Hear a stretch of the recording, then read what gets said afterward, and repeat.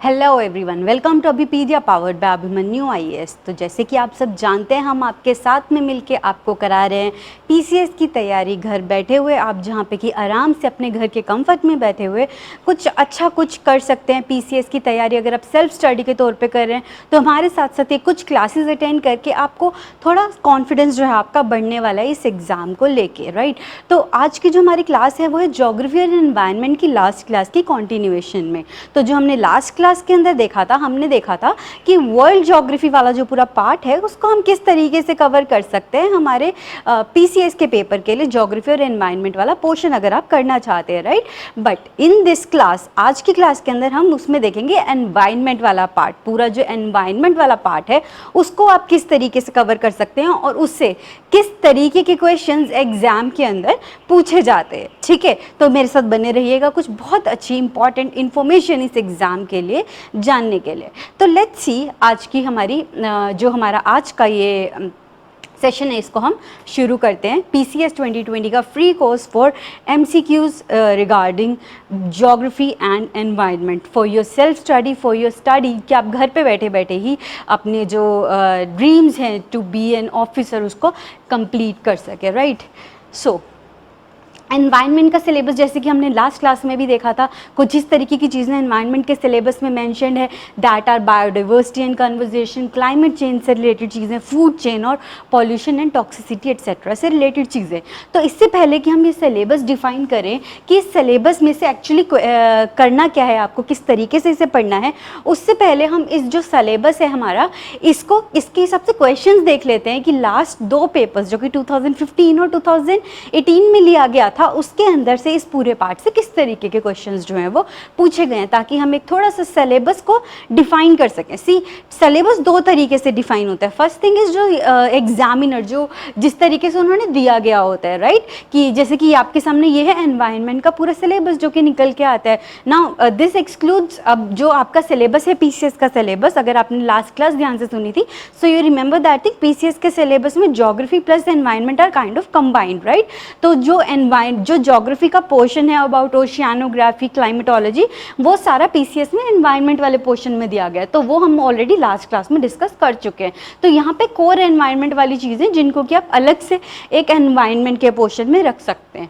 In other sense अगर हम देखें तो लास्ट 2 साल, दैट इज 2015 एंड 2018 में approximately 8 to 10 questions directly environment वाले पोर्शन से पूछे गए हैं, ठीक है। तो चलिए देखते हैं हम इन दोनों सालों के, बिकॉज अभी एक चीज़ हमें ध्यान रखनी होगी कि climate change is a very very big issue right now, right. Environment को प्रोटेक्ट करना है, एनवायरनमेंट को किस तरीके से हमें प्रोटेक्ट करना है, that is going in a very big deal right currently in whole over the world.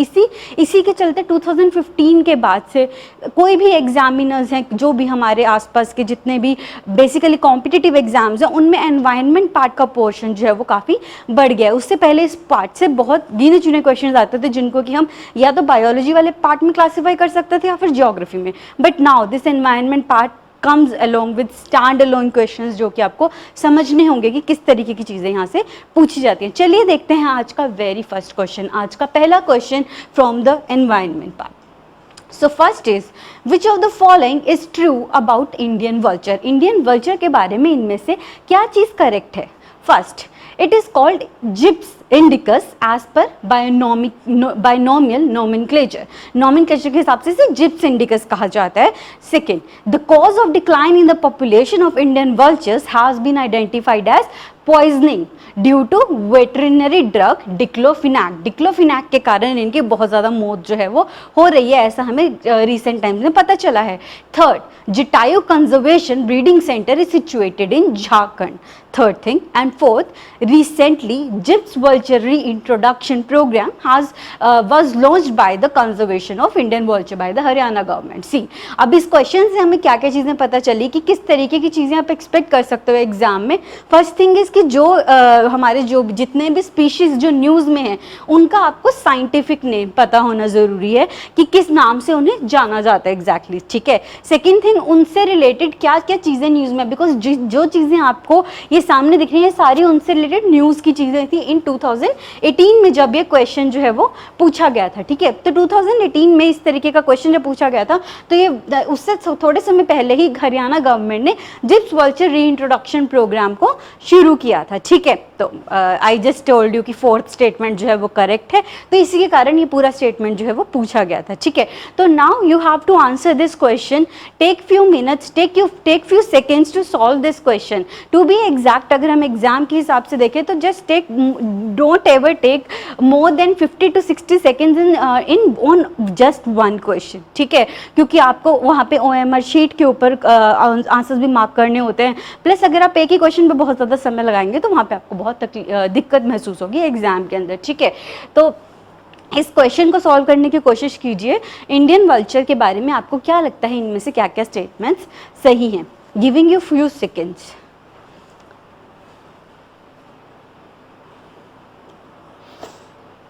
So I hope you guys have solve this question. हमने साथ साथ इसको किया है। सो एज आई सेड कि फोर्थ जो है वो सही है। हमने अभी थोड़ी देर पहले इसके बारे में बात की कि हरियाणा ने ये प्रोग्राम इंट्रोड्यूस किया था, इसी के कारण ये जो है पूरा वल्चर का जो प्रोग्राम है वो न्यूज़ के अंदर था, ठीक है। सो दिस जब उन्होंने ये वल्चर रीइंट्रोडक्शन प्रोग्राम शुरू किया तो उन्होंने जटायु कंजर्वेशन ब्रीडिंग सेंटर भी हरियाणा में ही खोला था इसको इंट्रोड्यूस करने के लिए, ठीक है। And which is situated in Haryana in Pinjore.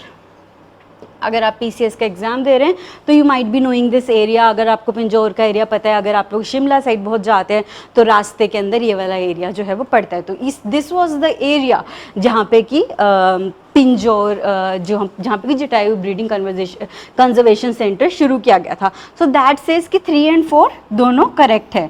तो हमारे पास ऑप्शंस बचे ये दो, तो इनके लिए हमें थोड़ी और डिटेल में जाने की ज़्यादा ज़रूरत है, राइट।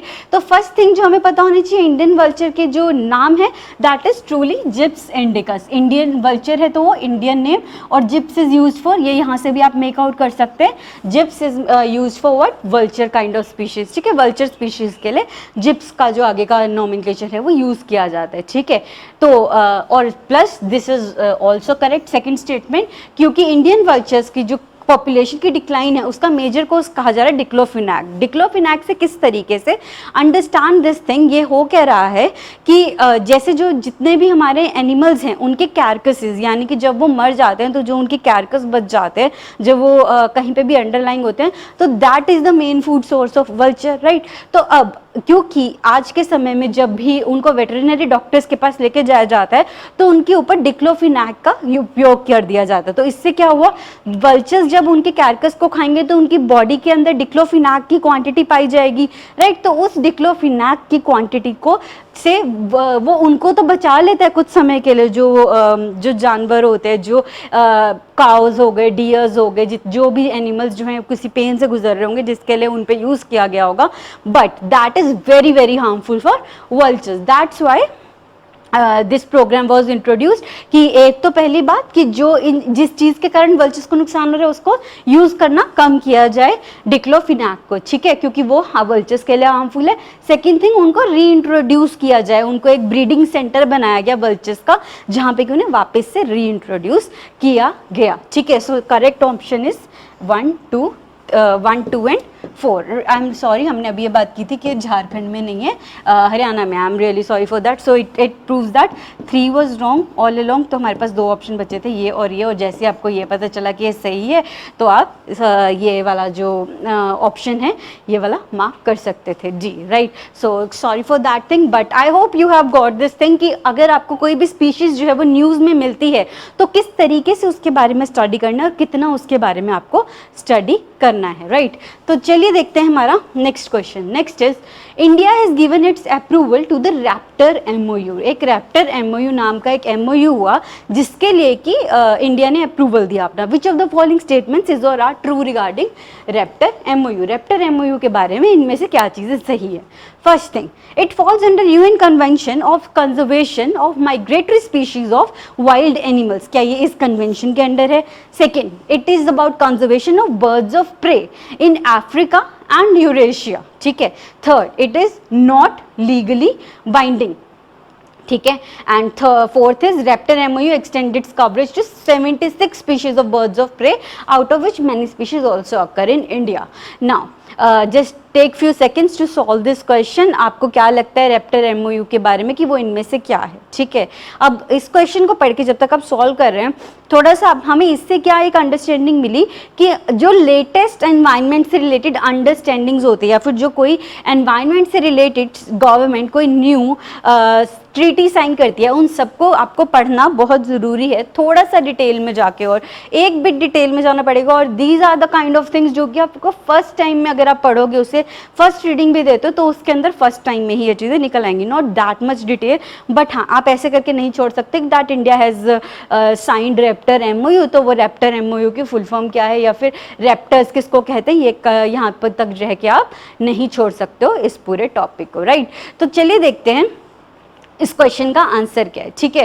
सो इस क्वेश्चन का आंसर है फर्स्ट ऑफ ऑल डी, जो लोग सॉल्व कर चुके हैं उनके लिए, ठीक है। इसका आंसर है जी। तो बिल्कुल सारी की सारी स्टेटमेंट सही हैं। It falls under UN convention.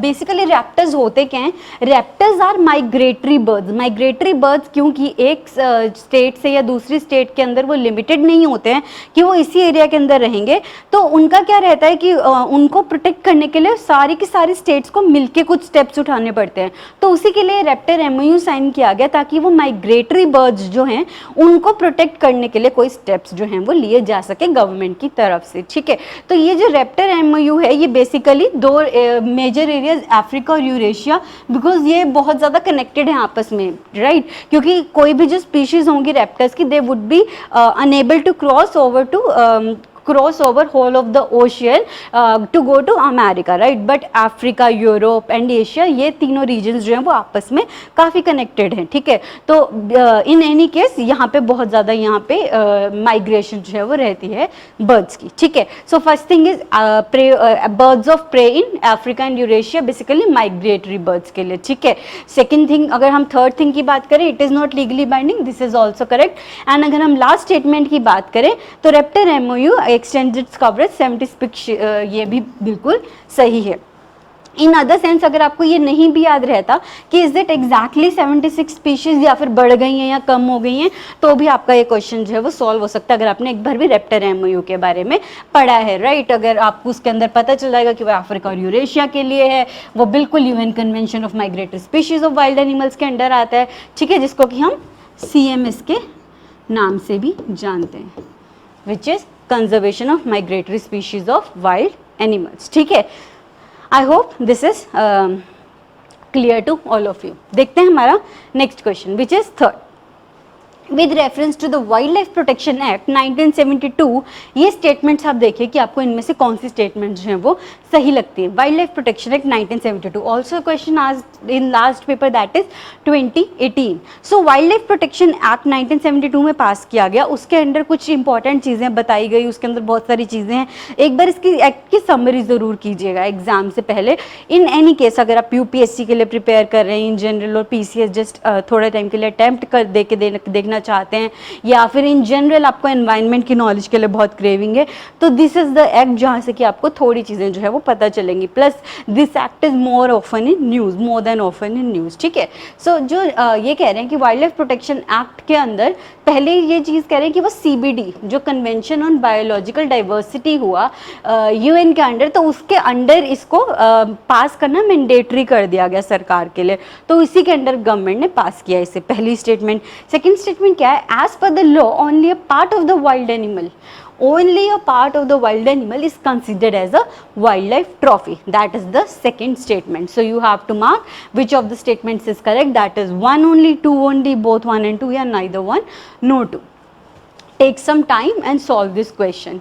I'm giving you a few seconds ताकि आप इसको थोड़ा देख सकें कि किस तरीके की आपको इसमें लगता है कि कोई अगर आपको दिक्कत है तो उसको लेकर। Plus there is one thing I want to tell you कि एनवायरनमेंट के लिए बहुत ज़्यादा सीरियस भी नहीं होना है, but this is not one thing जिसको कि आप इग्नोर कर सकते हो। बिकॉज हमने ज्योग्राफी के पोर्शन से जब देखा था तो उससे बहुत लिमिटेड या फिर एक लिमिटेड सा स्कोप है उसके क्वेश्चन आने का कि उसी एरिया से वहाँ से बार बार क्वेश्चन जो हैं वो पूछे जाएंगे, ठीक है। बट एनवायरनमेंट की अगर हम बात करें तो ये इतना पॉपुलर टॉपिक हो चुका है and the way it combines both biology and geography, तो यहाँ पे बहुत ज़्यादा स्कोप जो है वो बढ़ जाता है क्वेश्चन क्वेश्चंस को किस तरीके से पूछा जाता है। दूसरा, एनवायरनमेंट के ऊपर ट्रीटीज जिस तरीके की आज के समय पे साइन की जा रही है, ठीक है। सो लेट्स सी इसका आंसर क्या है। इसका आंसर अगर आप सॉल्व कर चुके हैं तो इसका आंसर है D, that is neither one no two. इन दोनों में से कोई भी सही नहीं है। अभी सही स्टेटमेंट्स क्या है? फर्स्ट थिंग इज, अगर आपको थोड़ा भी आपने फर्स्ट टाइम भी पढ़ा हो तो ये CBD is the kind of thing जो आपको फर्स्ट टाइम में ही समझ में आएगी। जब आप फर्स्ट टाइम भी कभी एनवायरनमेंट की ट्रीटीज पढ़ना शुरू करते हो तो this was kind of a changing phase in environment treaties, international treaties, ठीक है। तो दिस वाज पास्ड इन 1993, 1993 में पास की गई थी। तो अगर कोई ट्रीटी 1993 में पास की गई है सो उसके बेसिस पे 1972 में एक्ट कैसे बन सकता है, right. So that is how it contradicts, तो इसके अंदर ये चीज़ नहीं वैलिड होगी, ठीक है। एंड सेकेंड थिंग इज, इसके अकॉर्डिंग जो है ट्रॉफी क्या होता है? ट्रॉफी होता है using parts of animals. For example आपने बहुत जगह देखा होगा हाथी के दांत जो होते हैं उनको यूज़ किया जाता है, या फिर जो उनसे स्किन निकली होती है एनिमल्स की स्किन, उनको बहुत लोग जो हैं जब हंटिंग के बाद वो अपने घरों के अंदर लगाते हैं, तो they are called as wild life trophies, ठीक है। तो यहाँ पे ये बात कह रहे हैं कि सिर्फ उनका एक पार्ट ऑफ वाइल्ड एनिमल जो है उसको वाइल्ड लाइफ ट्रॉफी कंसीडर किया जा सकता है, ठीक है। एक्ट के अकॉर्डिंग ऐसा नहीं है कुछ भी। एक्ट के अकॉर्डिंग होल और पार्ट, होल पूरा का पूरा एनिमल कि जो अगर आपने मार के उसको रखा है अपने पास, या फिर पार्ट, दोनों को कंसीडर किया जाता है as a wild life trophy, ठीक है। So both these statements were incorrect, that makes this question का answer as D. I hope this is clear to all of you. बाकी साथ साथ आप जो कमेंट सेक्शन है उसमें मुझसे क्वेश्चंस पूछते रहिएगा, जो भी आप पूछना चाहते हैं मैं वहीं पे अवेलेबल रहूँगी आपके आंसर्स जो हैं उनको देने के लिए, ताकि आपको कोई भी इन चीज़ों को लेके कहीं पे भी कोई डाउट ना रहे। सेकेंड थिंग, ठीक है, कहीं पे मेरी गलती हो तो मुझे माफ़ कर दीजिएगा एंड मेरे साथ बने रहिएगा इस सेशन के अंदर, ताकि हम साथ साथ देख सकें कि एनवायरनमेंट से किस तरीके के क्वेश्चन पीसीएस पूछता है, ठीक है। Next question, fourth question, consider the following statements in the context of clean energy ministerial. Another question जो कि बिल्कुल डिफरेंट है। अब ये इस तरीके की चीज़ें जो है आप जितना मर्जी थ्योरी पढ़ लें, कुछ भी पढ़ लें, वहाँ से नहीं निकल के आते हैं, ठीक है। ये चीज़ें हैं जो कि आपको डेली बेसिस पे न्यूज़ वाली जो करंट अफेयर्स की चीज़ें हैं वहाँ से निकल के आते हैं इस तरीके के क्वेश्चन, बिकॉज ऐसा इनसे रिलेटेड कुछ ना कुछ न्यूज़ में रहा होता है जहां से इनके ऊपर क्वेश्चंस जो है वो बना लिए जाते हैं, ठीक है। सो अगर हम बात करें क्लीन एनर्जी मिनिस्टीरियल की, तो first point is it is a global forum to promote policies and programs that advance clean energy technology and to encourage the transition to a global clean energy economy. First point. Second point is India is a participating nation in a clean energy ministerial, and third point, India has denied to participate in the program 21st century power under clean energy ministerial. तो इनमें से क्या चीज़ truth है? A, B, C, D options आपके सामने हैं। 2 and 3 only, 1 and 3 only, 1 and 2 only, 1, 2 and 3। बताइए आपको इनमें से क्या स्टेटमेंट जो है वो सही लगती है। फोर्थ क्वेश्चन, ठीक है। फोर्थ, इसकी अगर हम बात करें तो क्लीन एनर्जी मिनिस्टीरियल बिल्कुल अगर मैं आपको बताऊं तो फर्स्ट जो है वो करेक्ट है। हम साथ साथ आप सॉल्व करें, जिन्होंने अभी तक नहीं किया है वो करिए answers. Basically clean energy ministerial है क्या, मैं उसके बारे में थोड़ा सा बता रही हूँ। क्लीन एनर्जी मिनिस्टीरियल बिल्कुल क्लीन एनर्जी, जैसे कि नाम बता रहा है कि वो एनर्जी के सोर्सेज जो कि क्लीन सोर्सेज हैं, जिनको कि हम रिन्यूएबल सोर्सेज कह सकते हैं, इस तरीके की क्लीन एनर्जी टेक्नोलॉजी को प्रमोट करना, एडवांस करना, उनमें जो है बहुत अच्छी अच्छी टेक्नोलॉजीज लेके आना, ताकि they are the ones that are being used with protection of environment, ठीक है। Transition to a global clean energy economy. तो फर्स्ट स्टेटमेंट जो है वो सही है, बिल्कुल क्लीन एनर्जी मिनिस्टीरियल इस तरीके का ही एक ग्लोबल फोरम है, ठीक है। About second and third statement, I hope you guys must have answer till now. तो इसका आंसर जो है that is C, 1 and 2 only. अगर 1 सही है, 1 सही है, तो इन दोनों के अंदर से एक ही स्टेटमेंट जो है वो सही हो सकती थी। इन अदर सेंस हो सकता है कि ये भी, दिस इज ऑल्सो पॉसिबल कि India is a part of clean energy ministerial, but उनके अंदर एक प्रोग्राम हो जिसमें वो पार्टिसिपेट करने से मना कर दे, बट ऐसा बहुत रेयरली होता है, ठीक है। और अगर हुआ है तो न्यूज़ के अंदर आप पढ़ेंगे, ठीक है। तो इन दिस केस ऐसा नहीं हुआ था, इंडिया ने डिनाई नहीं किया था पार्टिसिपेट करने से, और बिल्कुल इंडिया इसमें पार्टिसिपेटिंग नेशन है। तो option, correct option is C. All right, this question was also asked in 2018. देखते हैं next question, fifth question. IUCN, that is International Union for Conservation of Nature, considers a species to be critically endangered if the spatial measure, उसका जितना जिस area के अंदर वो पाया जाता है, आप किस स्पीशीज को क्रिटिकली एंडेंजर्ड जो है वो कहेंगे, जब उसका जो एस्टिमेटेड एरिया है, स्पेटियल मेजर है, वो कितने, इसमें से कितने से कम है, आप उसको कब एक क्रिटिकली एंडेंजर्ड स्पीशीज जो है वो मानेंगे। ठीक है, आंसर दिस क्वेश्चन, आप इसको आंसर करने की कोशिश कीजिए।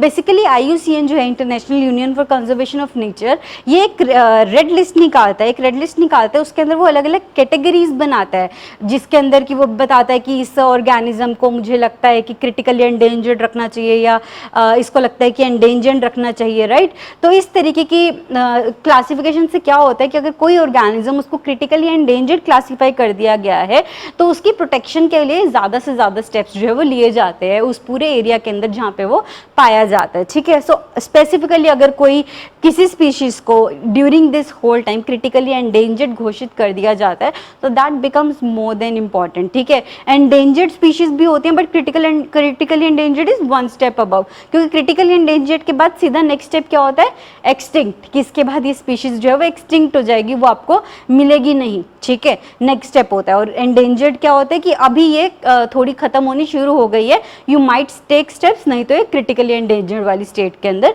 पहुंच जाएगी। ठीक है, सो इसका आंसर है B, that is 100 kilometre square. तो अगर किसी भी जो हमारी जो भी स्पीशीज हैं, अगर उसका जो एरिया ऑफ अकरेंस है, जितने में वो मिलता है, वो 100 किलोमीटर स्क्वायर से लेस रह जाता है, तो हम उसको ये कह सकते हैं कि that species has become critically endangered. Okay, so this is not the only criteria to justify. मान लीजिए कि कोई पूरी की पूरी स्पीशीज जो है वो एक ही एरिया के अंदर रहना पसंद करती है, ठीक है, बट ये ज़रूरी नहीं है कि वो कहीं और एग्जिस्ट नहीं कर सकते, या फिर उनका जो उस एरिया के अंदर है उनकी पॉपुलेशन बहुत ज़्यादा है। ठीक है, सो बहुत सारे फैक्टर्स जो हैं वो उसके अंदर कंसीडर किए जाएंगे। देयर आर 4 to 5 फैक्टर्स जिनको कि कंसीडर किया जाता है before determining species as critically endangered. Let's go on to the next question, that is the 6th question.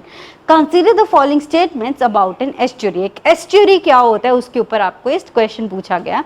An estuary is the place where river fresh water meets the ocean water. ठीक है, B, the second, that is the area is highly productive. क्या ये area बहुत ज़्यादा productive होता है, या फिर third, this area is highly unproductive. ठीक है, तो आपने एक क्वेश्चन देना है, एस्चुरी के बारे में आपको बताना है कि इनमें से आपको कौन सी स्टेटमेंट जो है वो सही लगती है, ए 1 ओनली, 2 ओनली, 1 and 2 ओनली, या फिर 3 ओनली। ठीक है, तो आप इसका आंसर जो है वो बताइए मुझे कि एस्चुरी एक प्लेस क्या होता है, एक एस्चुरी क्या होता है, अगर आपने इसके बारे में सुना है पहले कभी तो, राइट।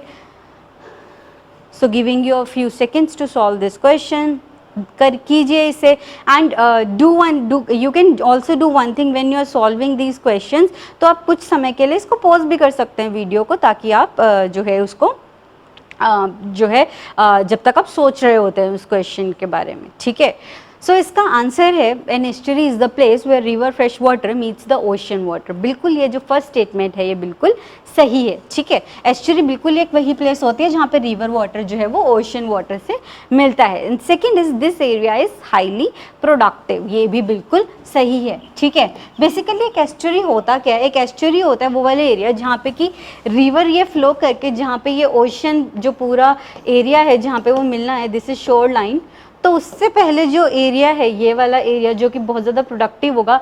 क्यों? क्योंकि यहाँ से फ्रेश वाटर भी आ रहा है एंड यहाँ पे इसका सलीन वाटर भी मिक्स हो रहा है, तो यहाँ पे कुछ ब्रैकिश वाटर मिलेगा जो कि काफ़ी ऑर्गेनिज्म की ग्रोथ के लिए बहुत अच्छा होता है, बिकॉज फ्रेश वाटर में भी बहुत कम एनिमल्स रह पाते हैं एंड ओशियन वाटर के अंदर ओशियन वाले एनिमल्स जो हैं वो रह पाते हैं। ठीक है, so this area becomes quite good for the growth of some of the species. ठीक है, so it is very highly productive. Okay, देखते हैं हमारा नेक्स्ट क्वेश्चन। तो इसका आंसर था C, that is 1 and 2 only. Next question. In which of the following categories of protected areas in India the local people are not allowed to collect and use the biomass? इनमें से कौन सी category के अंदर लोगों को नहीं allow किया जाता बायोमास को कलेक्ट करने के लिए, उसे यूज करने के लिए? Is it biosphere reserve, national parks, wetlands, या फिर वाइल्ड लाइफ सेंचुरीज, इनमें से क्या कौन सा वो एरिया है? Just answer this question. Basically protected areas क्या होते हैं? कुछ ऐसे एरियाज जो कि एनिमल्स की, फ्लोरा एंड फोना की, दोनों फ्लावर्स की भी, प्लांट्स की भी और एनिमल्स की भी, ठीक है। Flora word is use for, flora word is use for plants, ठीक है, and fauna is use for animals.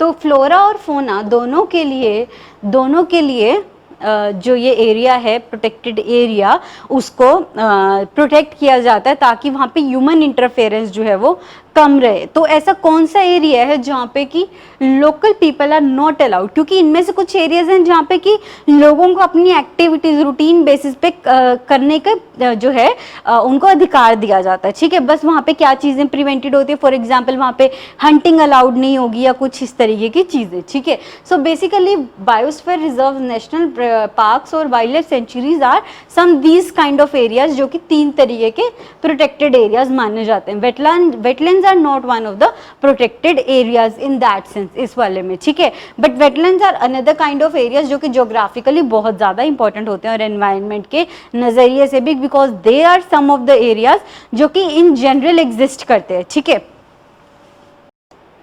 सो इस क्वेश्चन का आंसर है, जो ये हमने अभी क्वेश्चन देखा, इसका आंसर है B, that is national parks, because they are the areas जहाँ पे कि किसी भी तरीके का जो कलेक्शन है use of biomass that is not allowed.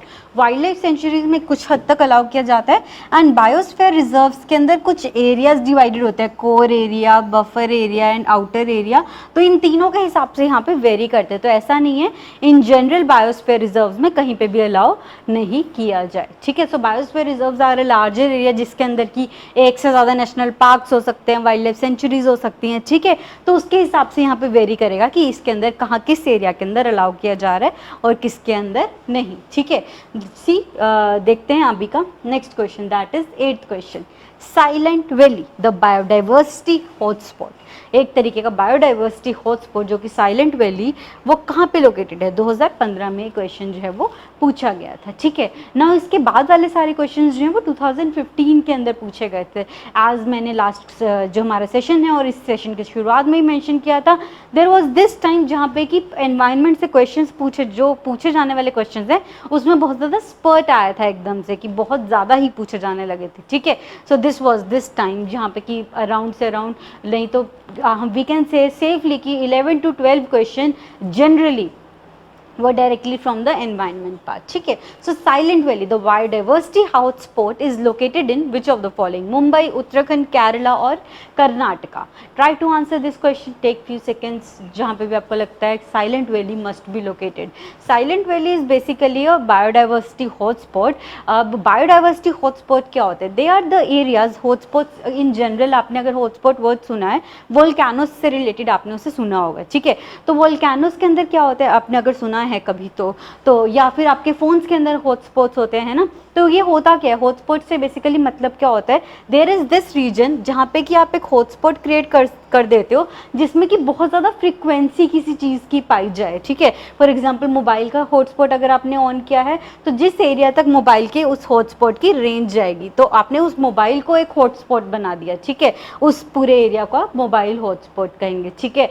In other sense अगर आप हम वोल्केनोस के एरिया के अंदर देखें तो वो एरियाज जहाँ तक कि उसका जो चैम्बर है वो लोकेटेड होगा जिसके ऊपर की आप उसको लोकेट कर सकते हैं, ठीक है। तो वहाँ पे हम उसके लिए यूज़ करते हैं। So biodiversity hotspot means certain area जहाँ पे कि बायोडाइवर्सिटी बहुत ज़्यादा अच्छे से पाई जाती है। बायोडाइवर्सिटी का क्या मतलब है? इन दैट सेंस बायोलॉजिकल डाइवर्सिटी, मतलब बहुत ज़्यादा स्पीशीज़ के अंदर वेरिएशंस जिस एरिया के अंदर पाई जाए। तो biodiversity hotspot is an area जहाँ पे कि एक ही एरिया के अंदर आपको मल्टीपल स्पीशीज़ मिले। फॉर एग्जाम्पल आपको थोड़ा ही एरिया आपने क्रॉस किया, even after 1 square kilometre 2 square kilometre आपको बहुत ज़्यादा जो है वो स्पीशीज़ का चेंज मिल रहा है, ठीक है। तो these kind of areas are biodiversity hotspots, ठीक है।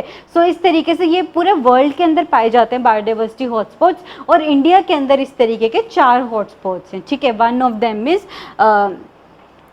देम इज वेस्टर्न घाट्स, और वेस्टर्न घाट्स का ही one of the areas is this Silent Valley which is located in Kerala. So correct answer is C. Silent Valley, the biodiversity hotspot, is located in Kerala. All right, this was the 8th question. Let's move on to our next question. That is the 9th one. Which of the following are Indian endangered fauna? Indian endangered fauna, इनमें से आप किस किस को consider कर सकते हैं? हमने fauna हम भी थोड़ी देर समय पहले पढ़ा था.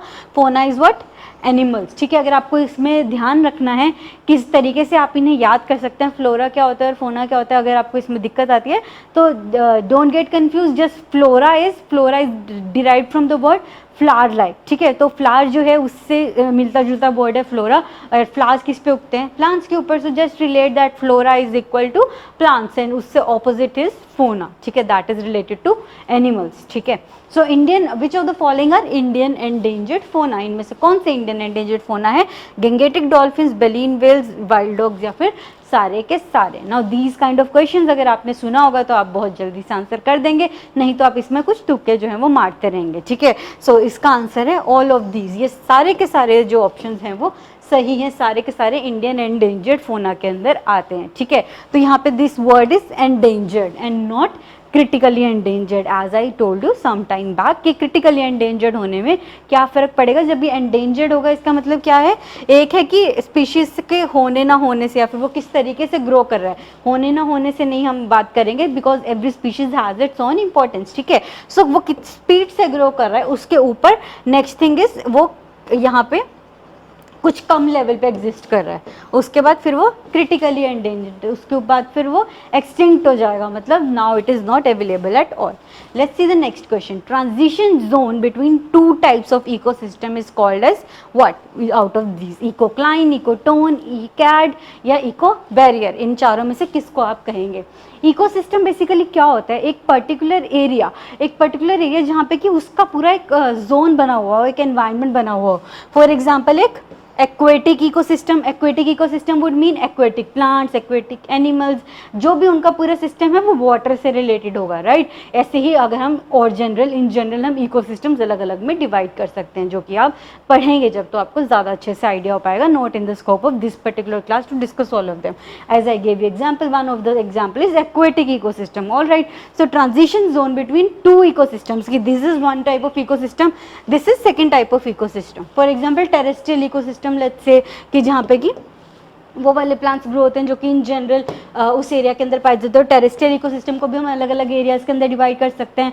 फॉर एग्जांपल कि वो डेजर्ट के अंदर टेरेस्ट्रियल एरिया है, या फिर वो टेम्परेट एरिया में है, या फिर ट्रॉपिकल एरिया में, या फिर इक्वेटोरियल एरिया में, राइट. तो इस तरीके से हम उसे डिवाइड कर सकते हैं. सो उन दोनों के बीच का जो ट्रांजिशन है that is called as ecotone. B is the right answer. Ecotone is the area जहाँ पे कि जो इनके बीच का ट्रांजिशन होगा, जहाँ पे कि दोनों की कुछ कुछ स्पीशीज जो है वो पाई जाएंगी, दैट वुड बी इकोटोन.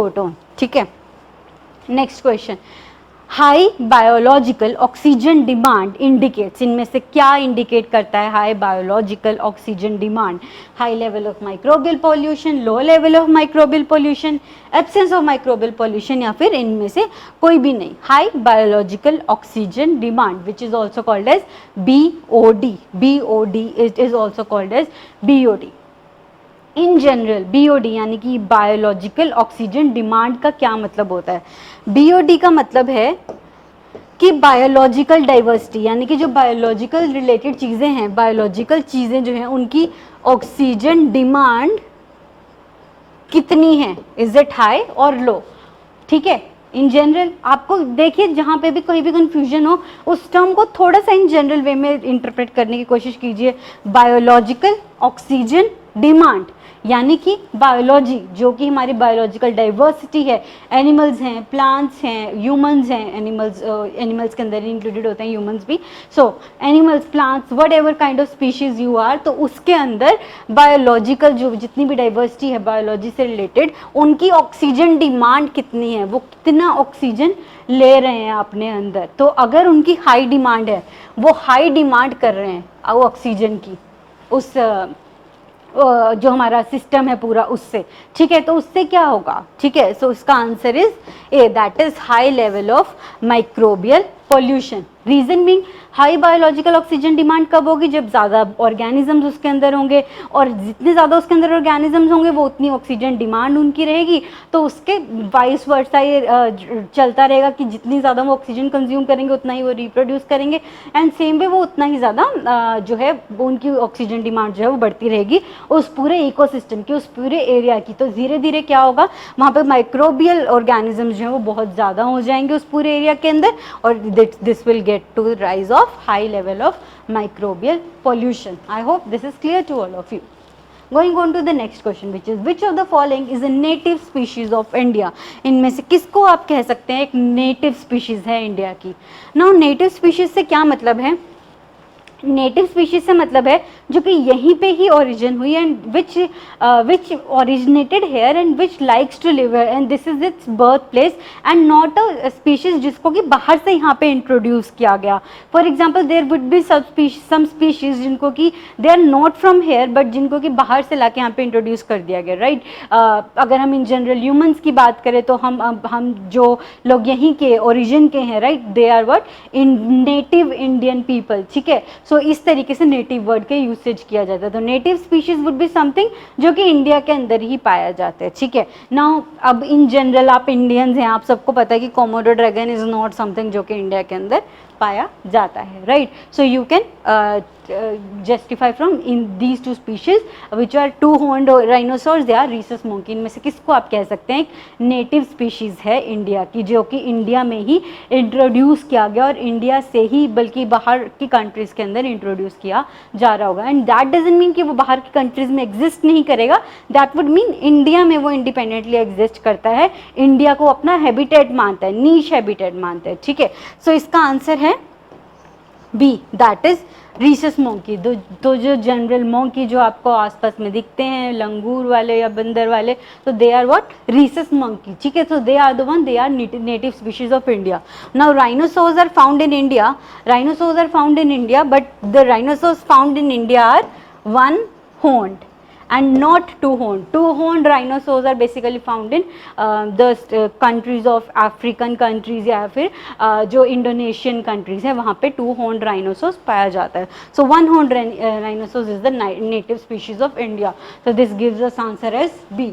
ठीक है. Next is choose the correct match. Now this is about national parks, wild life centuries. ये कहाँ पे हैं, इसको आपने मैच करना है, ठीक है. बेसिकली आपने मैच यहाँ पे ये नहीं करके बताना है कि किसके साथ क्या मैच हो रहा है, आपने बस ये बताना है कि इनमें से कौन सा सही करेक्टली मैच्ड है, ठीक है. सो टेक फ्यू सेकेंड्स, आप इसको मार्क कीजिए, ठीक है. So A is Corbett. Corbett national park बहुत बार सुना है. कॉर्बेट टाइगर सेंचुरी भी है वहाँ पे, राइट, टाइगर रिजर्व जिसको हम कहते हैं कॉर्बेट टाइगर रिजर्व. तो वो क्या मध्य प्रदेश में है. बी इज दर्रा. दर्रा क्या वो राजस्थान में है. C Parambikulam Karnataka and Bandipur which is in Tamil Nadu. तो बताइए इनमें से कौन सा आपस में करेक्टली मैच्ड है. Take few seconds, think about this. क्या आपको लग रहा है इनमें से करेक्टली मैच्ड है, राइट.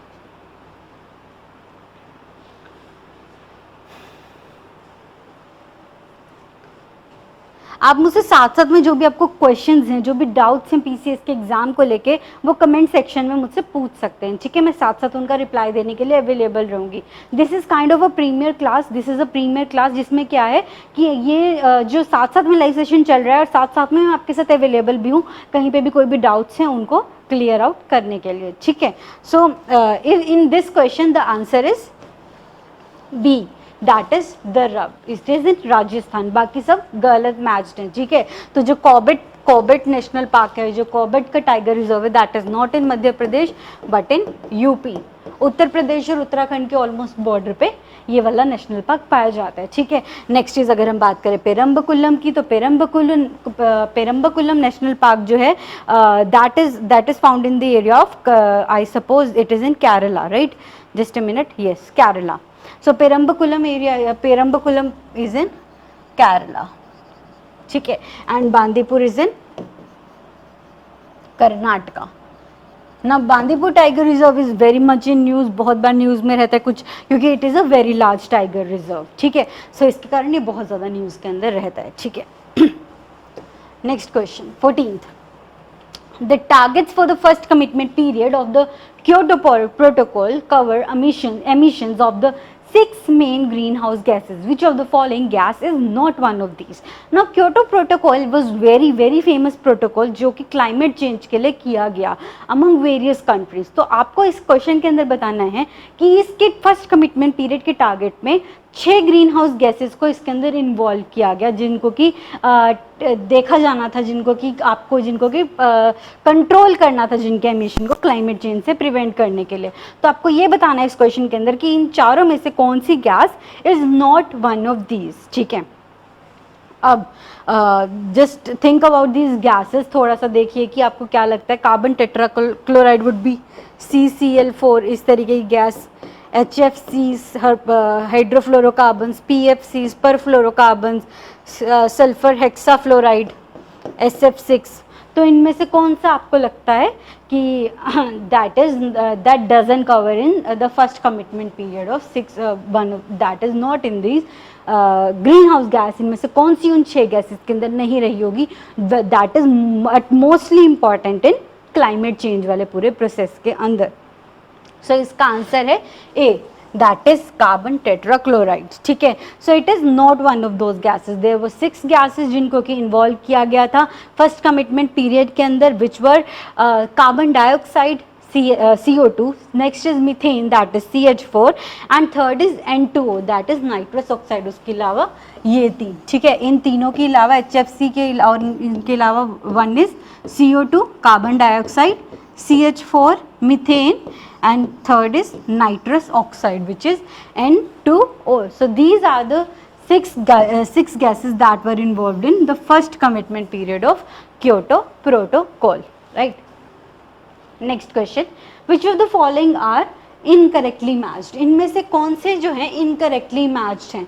अब यहाँ पे आपको करेक्टली नहीं इनकरेक्टली मैच्ड बताना. तो ये भी चीज़ें आपको एग्जाम के अंदर ध्यान रखनी है, बिकॉज दोनों ऑप्शंस को दिया होता है बहुत बार एग्जाम के अंदर, वो वाला भी जो आपको करेक्टली मैच्ड करके निकल के आएगा. तो जैसे ही आप क्या करते हैं, एक्साइटेड हो जाएंगे बहुत ज़्यादा कि हाँ मेरे को ये चीज़ पता है कि ये सही है, एंड आप उसी हिसाब से करेक्ट आंसर मैच करेंगे. और आप क्वेश्चन में आपने पढ़ा ही नहीं ध्यान से कि what they have asked is incorrectly matched. That happens a lot with most of the students. ठीक है, तो धीरे धीरे ध्यान से पेपर कीजिए, बट अच्छे से, मतलब ऐसा नहीं कि आपको वहाँ पे मार्क्स जो क्वेश्चंस आते हैं वहाँ पे नहीं मार्क्स कटाने. जो क्वेश्चन डिफिकल्ट होगा वो सबके लिए डिफिकल्ट होगा, राइट, बट जो इजी क्वेश्चंस हैं जो आपको आता है, try to make up your marks in those questions. वहाँ पे क्वेश्चंस को ध्यान से पढ़िए, give them a reading once and अच्छे से उसका आंसर जो है वो मार्क कीजिए.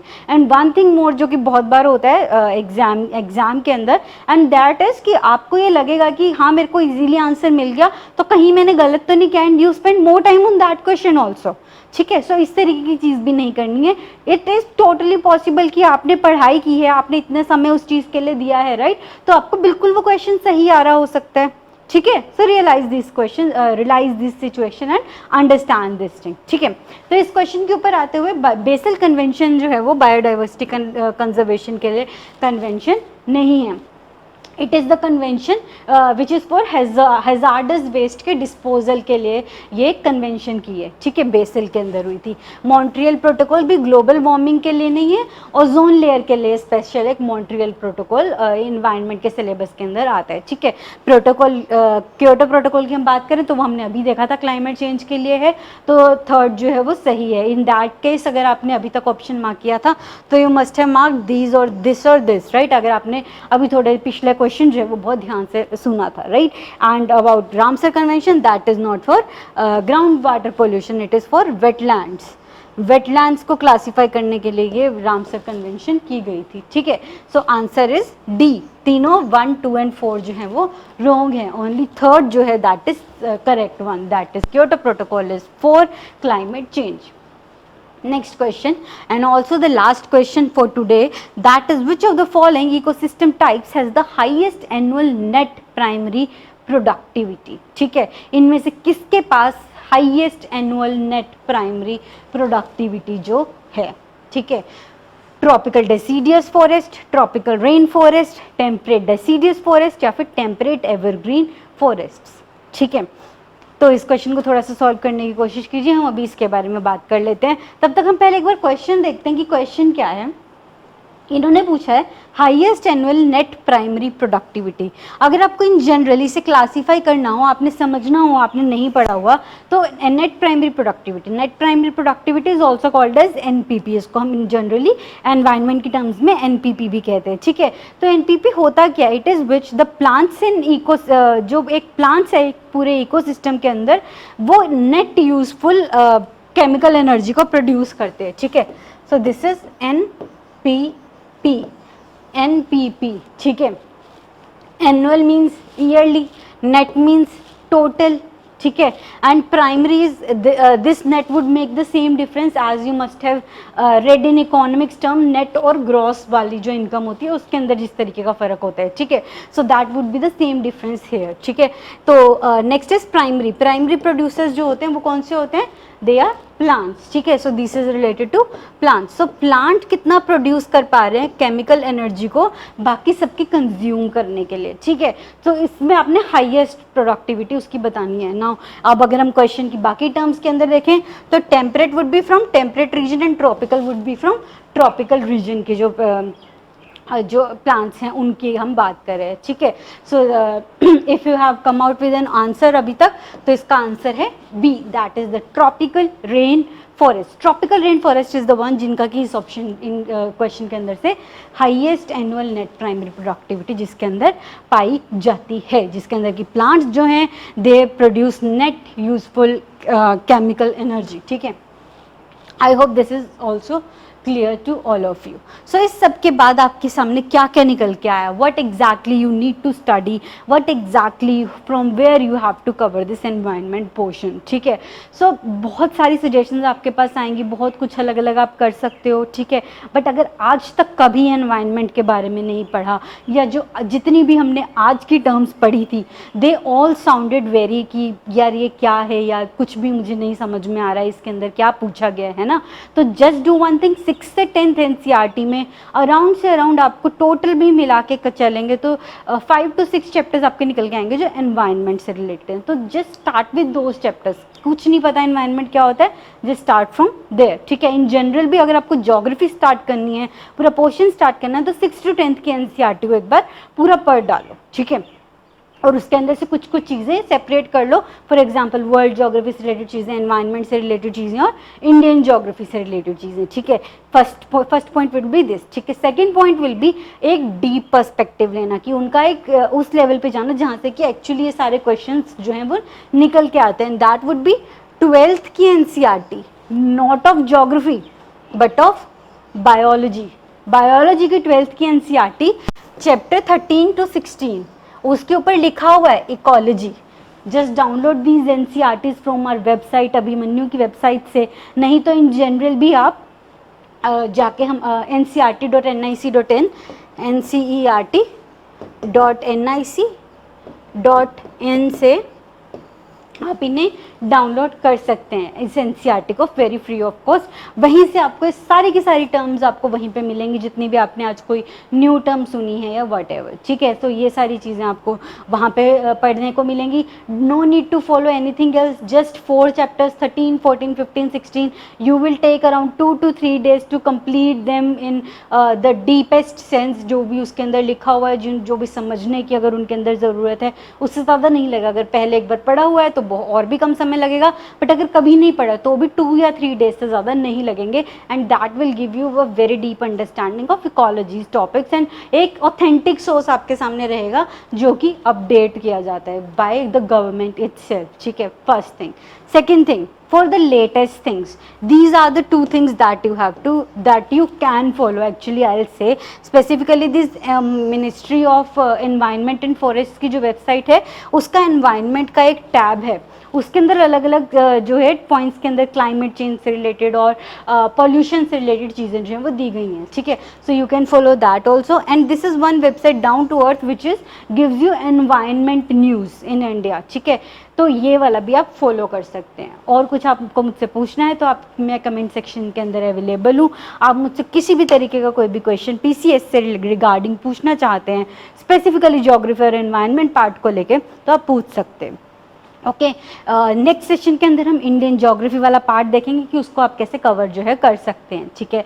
फर्स्ट थिंग इज दिस जो कि आपको ध्यान में रखनी है। सेकेंड थिंग बीइंग, आपको क्या लगता है, just India is a democracy, right? So I want to ask you guys, what is that topic geography and environment में that you find the most difficult, जो कि आप खुद से जितना मर्जी ट्राई कर लें you can't understand that topic? Is it related to the world maps? Is it related to the ocean currents part? Or is it related to the climatology part, जहाँ पे कि आपको पूरे वर्ल्ड को अलग अलग क्लाइमेट जोन्स के अंदर डिवाइड करना होता है? और is it something related to environment part, और is it related to Indian geography part? जहाँ से भी कुछ भी रिलेटेड है, tell me your weak zones, tell me those parts जो कि आपको चाहते हैं कि कोई आपको सामने से आके कवर करवाए, because we don't have that much time before PCS कि हम पूरा का पूरा सिलेबस स्टार्ट से लेके एंड तक कर पाएँ, but we can definitely do some of the topics जो कि बहुत इंपॉर्टेंट हैं, and that you guys yourself if you start reading those topics तो आपको वहाँ पे बहुत ज़्यादा डिफिकल्टी फेस करनी पड़ेगी. सो this is me Ruchika signing off from here. Available in comment section, available in chat if you want to ask any kind of questions regarding this exam. All the best to all of you. Take care. Do prepare well, अच्छे से prepare कीजिए अपने इस exam के लिए. I know you have that capability to clear this exam. Just believe yourself and just believe in this exam that this is meant for you. Okay, so goodbye, take care you guys.